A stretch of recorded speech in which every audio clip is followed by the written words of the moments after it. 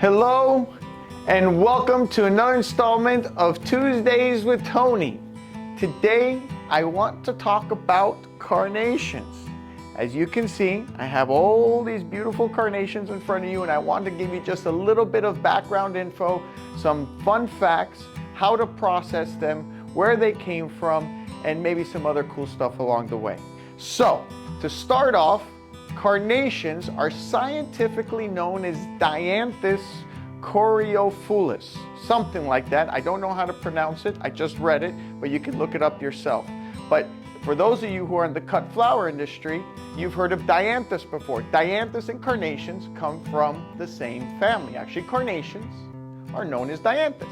So, now, carnations get their origin, or at least where they first appeared on Earth, from the Mediterranean.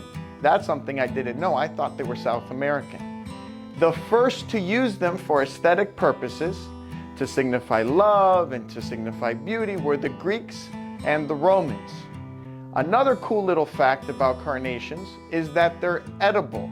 So these that you see in front of you were grown at a farm, and farms, in order to get the carnations to grow as efficiently as possible, have to use fertilizers and especially toxic pesticides. So I do not recommend to eat them, but if they're grown organically, the petals are edible. Couple other cool facts. It's Ohio's state flower. It's the month of January's official flower, and it represents or symbolizes the start of a new year.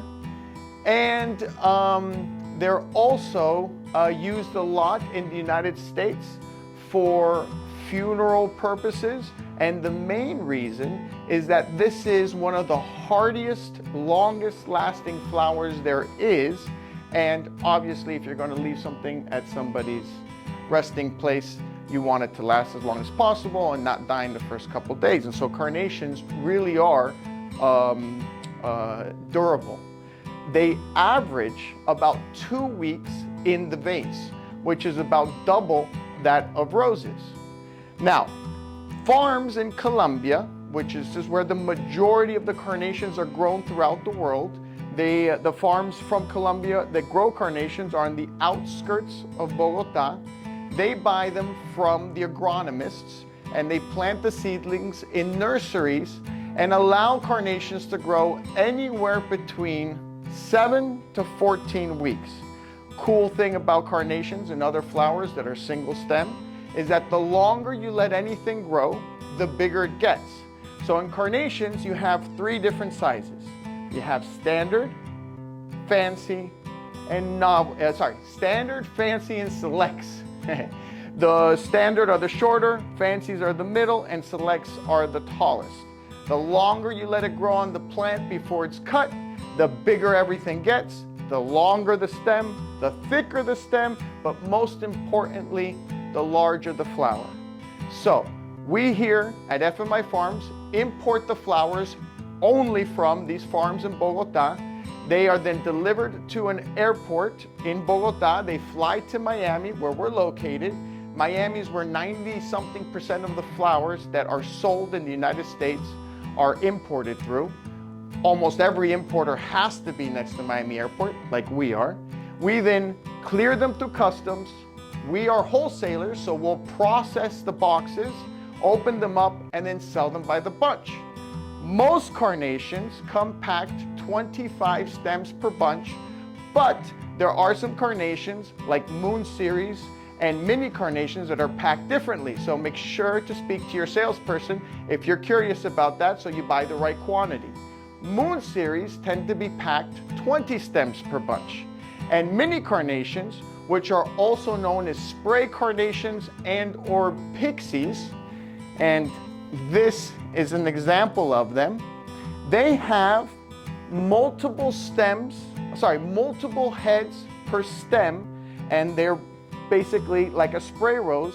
They have many different blooms, and they're smaller, and they're used for the cuter, smaller stuff when you're making arrangements.